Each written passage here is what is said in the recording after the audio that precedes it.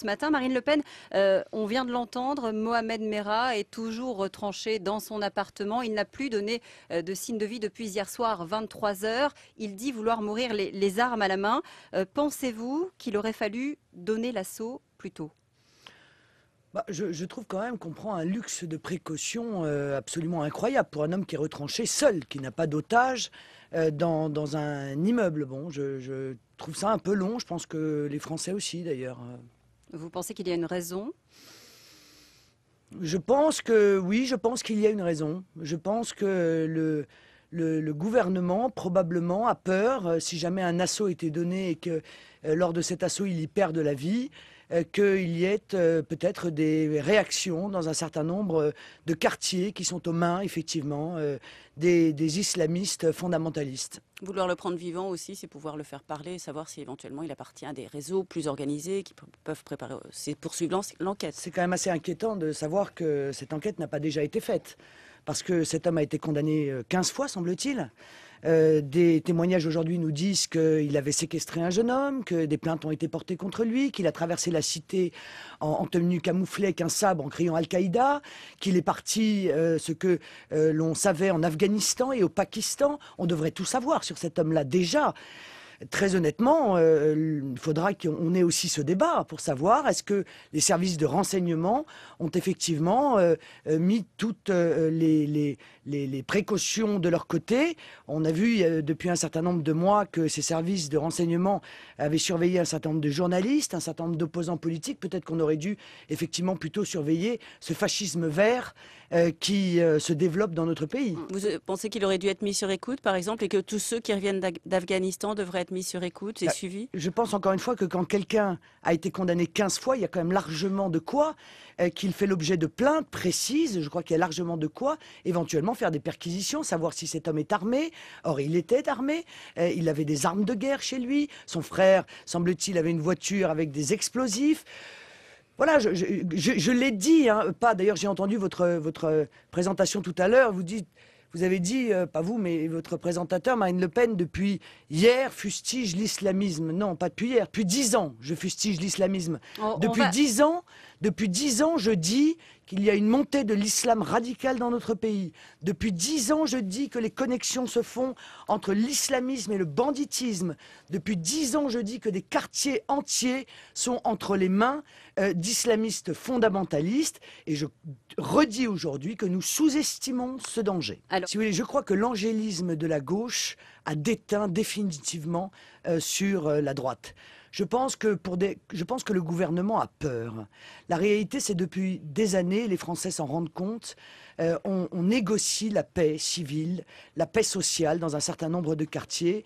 Et pour cela, on laisse se développer des réseaux, des comportements, des influences qui sont extrêmement dangereuses sur notre territoire. Il est temps de mettre fin à cela. C'est à la hauteur du problème. Encore une fois, le gouvernement refuse de voir que l'islam radical monte dans notre pays. Tous les Français s'en rendent compte. Il y a 10 ans, 15 ans, il y avait quelques personnes qui portaient le voile. Aujourd'hui, ça devient quasiment, dans certains quartiers, une généralité. Nos compatriotes musulmans eux-mêmes sont victimes de cette pression, sont soumis à cet islam radical. Et en combattant cet islam radical, nous devons aussi leur venir en aide. Mais il faut, en contrepartie, qu'ils nous aident également. Je pense que nos compatriotes musulmans doivent participer à la lutte contre les salafistes. Lorsqu'on apprend aujourd'hui qu'il y a des milliers de personnes qui sont liées, nous disent les spécialistes, à cette version radicale et violente de l'islam. Les financements, il faut les surveiller. Un certain nombre d'imams doivent être surveillés. Les pressions qui sont effectuées dans des quartiers, la relation, l'hybridation entre l'islamisme et le banditisme est une réalité. On s'est caché les yeux, on s'est aveuglé sur ce danger. Ça veut dire qu'ils sont liés ? Sous prétexte de ne pas stigmatiser, si vous voulez. Mais il faut stigmatiser. Il faut stigmatiser le fondamentalisme islamique. Bien sûr qu'il faut le stigmatiser. Et il faut même le pourchasser. Hybridation, ça veut dire quoi entre le fondamentalisme et le grand banditisme ? Ça veut dire que ce sont les mêmes ? Ça veut dire qu'il y a effectivement des fondamentalistes qui tiennent des réseaux, notamment de drogue, que dans ces milieux-là circulent des armes de guerre, que dans ces milieux-là, il y a des trafics d'armes. Mais tout cela, nous le savons. Encore une fois, ça n'est pas le problème de savoir, c'est le problème d'agir. Or, il y a incontestablement un défaut d'action contre ce danger que je dénonce, c'est vrai, depuis de nombreuses années, il faut le dire. Marine Le Pen est notre invitée ce matin sur France Info. On va revenir à ce que vous disiez, Marine Le Pen. Chacun, ce matin, en tout cas les différentes communautés le font, souligne le risque d'amalgame. Vous en appelez, vous, aux musulmans français ce matin? Bien sûr. Bien sûr, Pour moi leur je dire crois quoi? qu'au-delà, moi je comprends leurs craintes. J'ai été la première d'ailleurs à dire qu'il ne fallait pas faire d'amalgame entre les Français musulmans et les fondamentalistes. Oui, mais c'est vous aussi qui avez dit que le suspect était musulman avant d'être français. Il se sent musulman avant d'être français, bien sûr. Et quelle est la réponse à cela? C'est de se sentir français avant d'être musulman. Bien Non. entendu, cet Pourquoi homme, vous dites manifestement, musulman avant d'être français? enfin, écoutez, Quel lien? manifestement, cet homme a mis sa religion avant tout.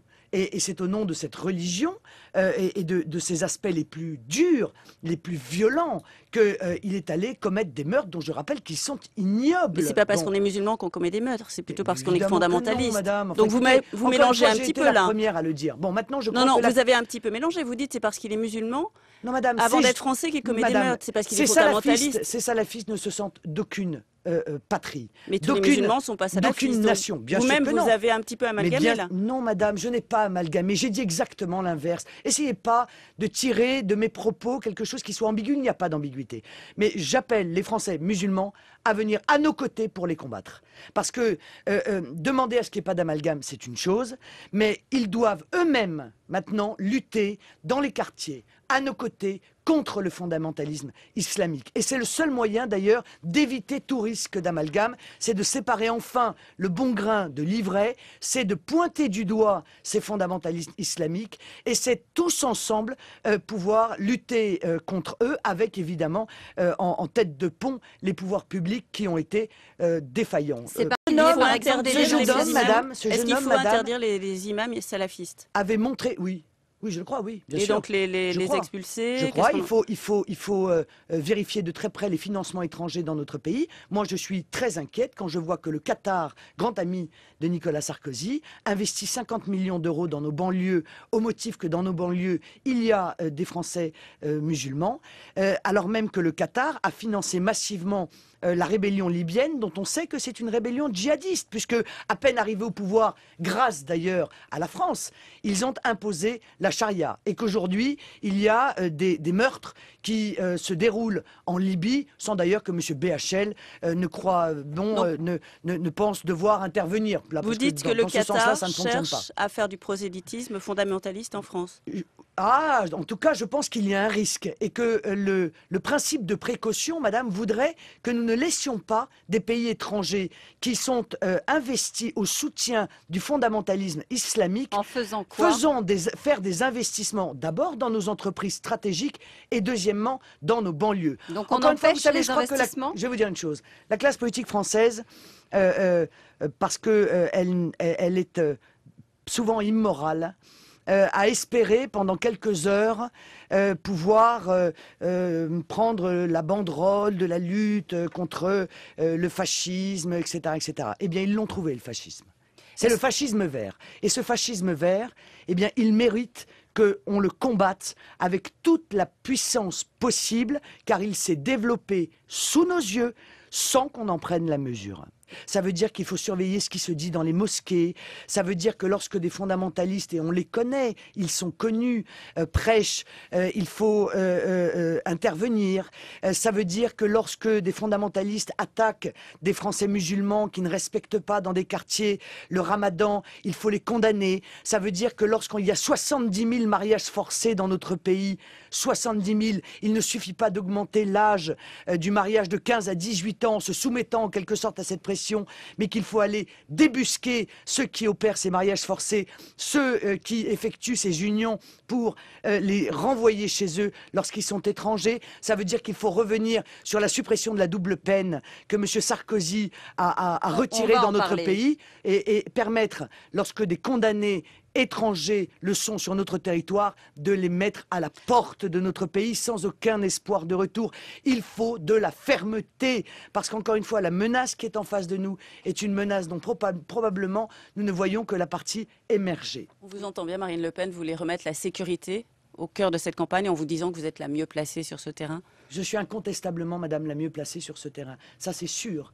Mais c'est... Par le discours, dans les Je actes. pense, madame, permettez-moi, mais pendant qu'il y a eu ça, il y a aussi eu une bombe qui a éclaté à Paris et qui a tout détruit dans les 50 mètres autour, qui aurait pu tuer 3, 4, 5 personnes. Il y a eu une gamine de 14 ans qui a été assassinée dans des conditions absolument épouvantables à côté de Nantes. Et ça, c'est quasiment tous les jours. Il y a des actes dans notre pays de violence barbare qui s'aggravent.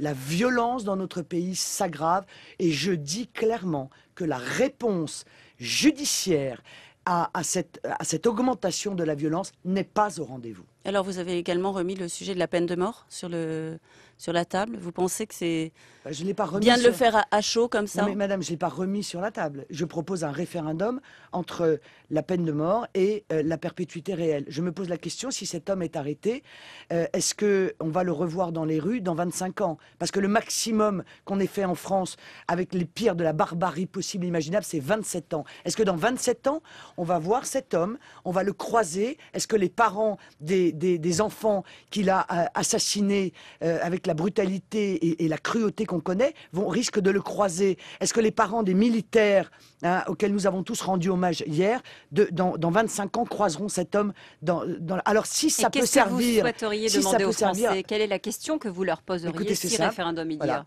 Soit la peine de mort, soit on rétablit la peine de mort, soit on rétablit la perpétuité réelle. C'est-à-dire qu'on ne sort pas de prison, sauf les pieds devant. Pour qui? Pour les tueurs d'enfants, c'était votre position?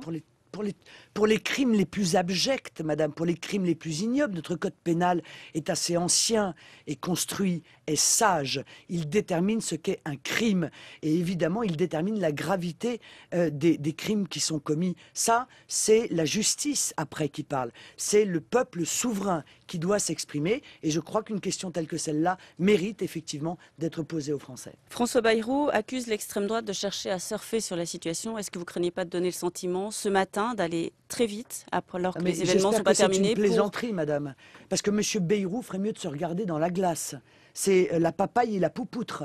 Parce que M. Bayrou, lui, dès le jour de l'assassinat, il accusait et Nicolas Sarkozy, sans avoir évidemment le courage, puisque M. Bayrou n'est pas un homme courageux, et Marine Le Pen, en disant que les propos qui avaient été tenus et qui consistaient à parler de sujets tels que le halal, tels que l'immigration, eh bien, étaient le terreau sur lequel prospéraient des assassinats racistes et antisémites. Il aurait dû se taire et il est disqualifié.